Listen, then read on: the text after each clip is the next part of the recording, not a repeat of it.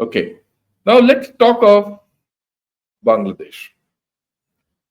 Yesterday morning, I put out this. Yesterday evening, I put out this video, which I did on News 9, Trump, Modi, and Unarchy, with Sandeep Punithan, Aditya Raj Kaul, Sel, and Manish Jha, who was reporting from USA. A lot of people have seen it, not seen it, but if you not seen it, I suggest you see it. Okay. Now, why am I doing this again? Why am I talking of Bangladesh again such a short time period? Because the developments happening in Bangladesh within we need to understand. So I did a deep dive into the Bangladesh news and see what's happening inside, what's happening within Bangladesh, right? And I feel that Bangladesh is bedeviled. There are a lot of devils in Bangladesh. Have I coined this? No, they've coined it. What is it? It's called Operation Devil Hunt. So there are devils in Bangladesh. Who are the devils? Who are the devils? That's the million-dollar question. Why was this devil hunt started? Devil hunt was started because uh, Sheikh Hasina did some podcast or a message on Facebook. So all the radicalists went and broke Bangabandhu's house, and then they started devil hunt. In this devil hunt, all Awami League supporters and activists are being arrested and hounded into jail. Over 1,300 people have gone into jail already. That's Operation Devil Hunt. But people are starting to ask questions on this. It's not going to be easy. So this is it. Are they devils, heroes, or something in between? What are they? Who are the devils? Is it Awami League or the people who are acting like devils? Others. So what is do say? I mean, this is from Daily Star. It says, since the fall of the Awami League government, there has been a wave of mob-related incidents. So you're looking at Bangladesh mobs, leaving debilitating effects across various sectors, including education. Disturbances, big or small, are surfacing almost regularly, a trend often attributed to the previous regime's authoritarian rule that fostered deep anger and distrust amongst people. While such behavior cannot be condoned, things get trickier. Yeah, so basically, what are you looking at? This regime, which said the Awami League was acting high-handedly, or Sheikh Hasina was behaving high-handedly, is behaving in the same way. The radical mobs are even worse today. Okay? Now, you see BNP and Jamaat are on a collision course. They have sidelined one section of their political thing out. See what's happening in Bangladesh, which is important. BNP and Jamaat are on a collision course. Why? Jamaat wants proportional representation. Complete change from their thing. What is proportional representation? That based on the votes they get, the seats will be decided. BNP doesn't want that. And see the plan, what Jamaat has. This is a very deep plan. Their plan is first hold lower level elections, block level and panchayat level type of election, and then hold national elections. So what will they do? They'll sweep the elections at the bottom. They'll, the what shall I say, the village level elections and the district level elections, they'll first corner through the radical elements. The radicalized cadres will come to the fore and ensure that is won. And I bet that those elections will not be on one day. They'll be spread over 2-3 days. They'll say violence, AWO. And then they'll mobilize their cadres to each of these places and ensure that votes are cast and rigged. And once that is done, they'll use the same thing for the final day and have proportional representation.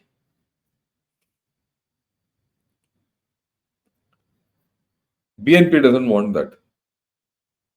I mean, in this whole story, BNP is at least trying to get some fairness. BNP is the one who's saying, look, you need to get Awami League also. Let the people decide whether the Awami League is good or not. Let people give a chance to Awami League to stand in elections. They're not. Right? And then, of course, Jamaat wants polls after reforms. So first they'll reform the constitution. They've already given out their hand that they want those proportional representation and all that, which helps them. Because cadre mobilization in rigging that, there's a plan. There's a clear plan emerging. What's happening? And Mr. Yunus is not talking. He's letting things happen. Or he's making sure things are happening as per a plan. One of the two.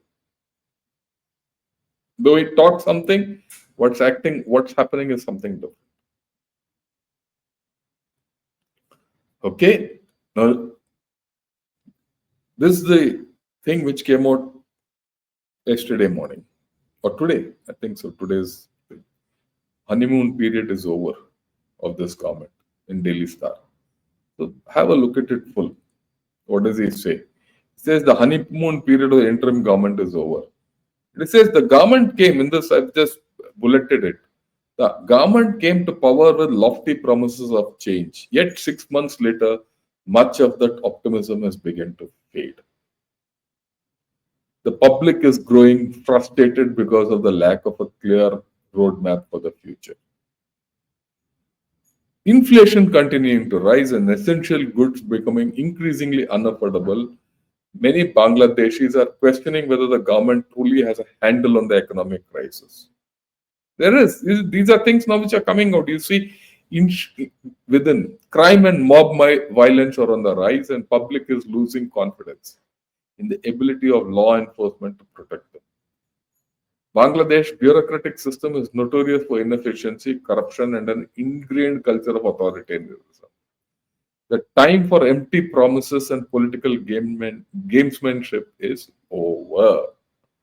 So you see what's happening within? It's now coming out publicly. So there is a struggle which is happening in this nation. Now they talk of reforming of the constitution. This article again, in BD News 24. So what does he say? Governance system of Bangladesh is Westminster type of parliamentary form of government. In this system, parliament is to play a major role in governing the country. All decisions of the state are taken in parliament through scrutiny by representatives elected by the people. All actions of the government are made to be accountable to the parliament. But that is not there. See, any reform can only be ratified by the parliament. The parliament is not ratifying it. What is their plan now? After 6 months, it's very clear what they're going to do. They're engineering the elections to be held next year. Till then, they'll sideline, exterminate Awami League completely. They'll weaken Bangladesh National Party also. This is how the whole story is going. And then they'll tinker with the reform. They'll carry out reforms. They'll amend the constitution. They'll tinker with the reforms in a manner which suits them. Hold the elections and gain majority. After that, the new constitution which they want, they'll ratify it. That's their plan. First capture power, then ratify. And they need time for it. If they don't have the time, and if elections are held fairly and squarely with international, see, now one thing is clear, international oversight is required. Okay. If that is not done, we can expect more problems in Bangladesh. It's a troubled nation, we know that. Okay. And then, of course, this is a classic thing which comes out. It says, look, reforms are a must in education sector. This is only reforms of education sector. But that is not the thing which I spoke of. Look at this centerpiece after what they have said. This was the Daily Star. Says major education decisions are being taken based on mob pressure. So mobs are running Bangladesh. Yeah. So yeah, understand this whole story. That's the whole thing. Okay. Now let's see what else is happening in Bangladesh. The story doesn't end here. Yunus, he is urging, the global community to engage with Bangladesh. And no global community people are interested in engaging with Bangladesh. Okay. They themselves are coming out with the fact that they're in a vicious state of corruption.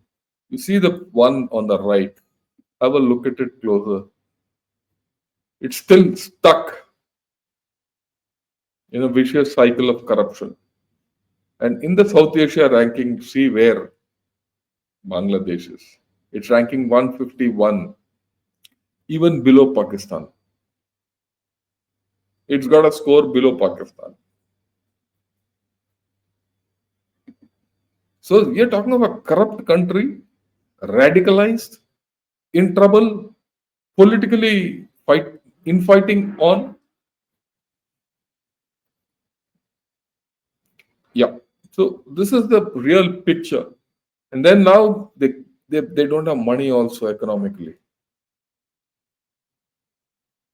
The chief advisor is worried. USAID is cut out. Right? And there are no investments coming in. So the growth outlook will also go down.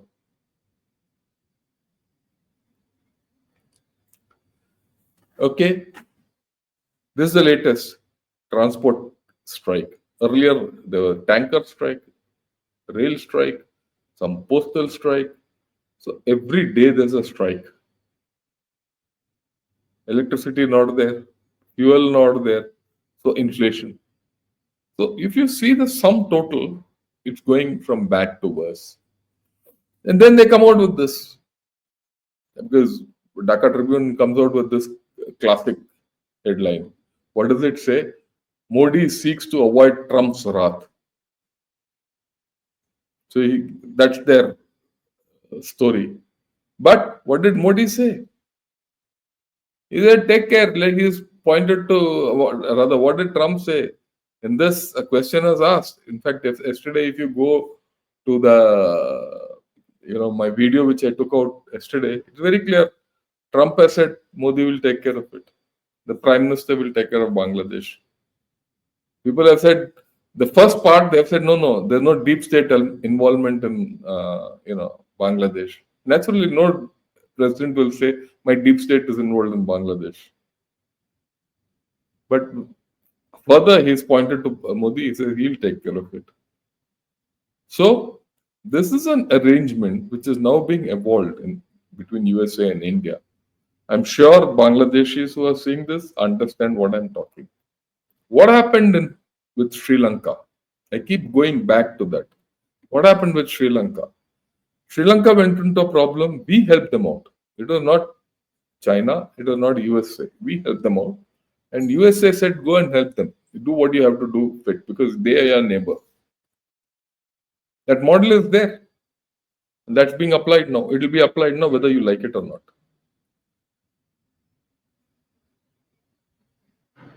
Right? So that's where it is.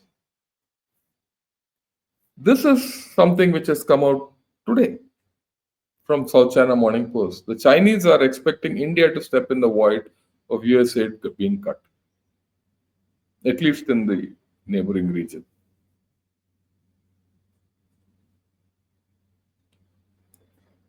So all these issues are now slowly coming. I mean, Bangladesh has to realize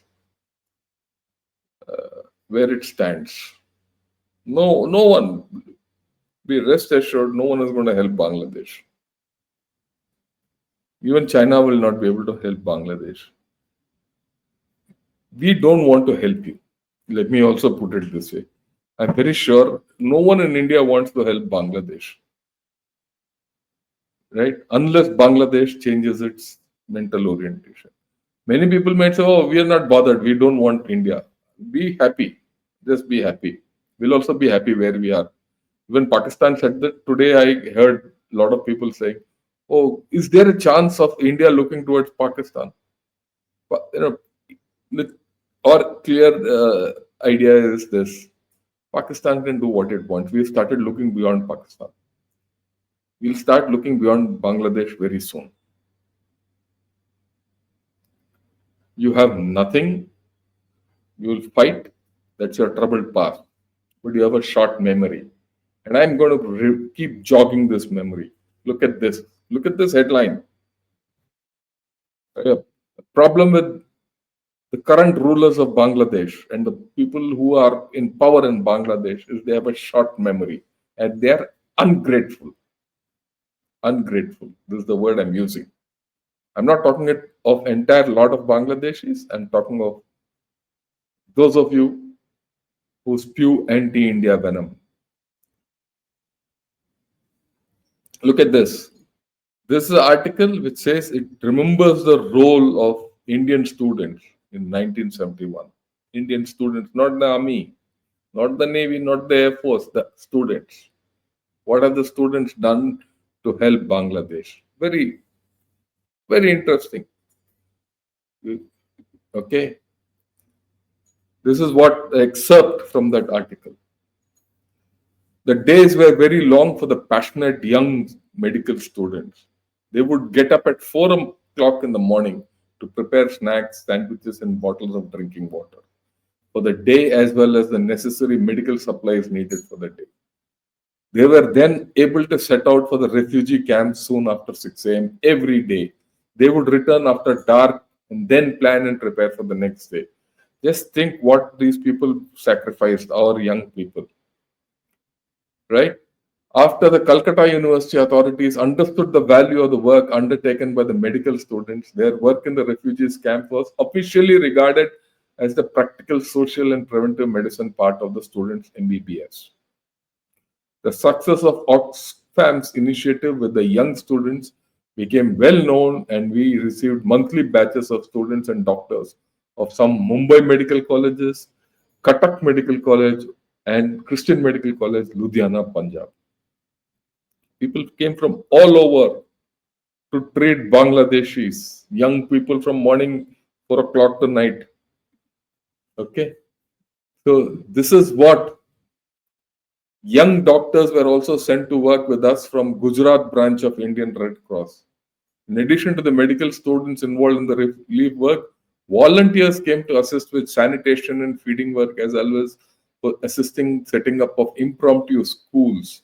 They came in batches from the Gandhi Smarak Nidhi, Orissa, as well as Gandhi Ashram, Bhedchi, and Lok Bharati Sora Bhavnagar, both in Gujarat. Students came from Vidya Bhavan, Udaipur, Rajasthan at the end of November 1971. An editorial in the Statesman newspaper acknowledged the contribution of the students in the editorial entitled Serve While You Learn.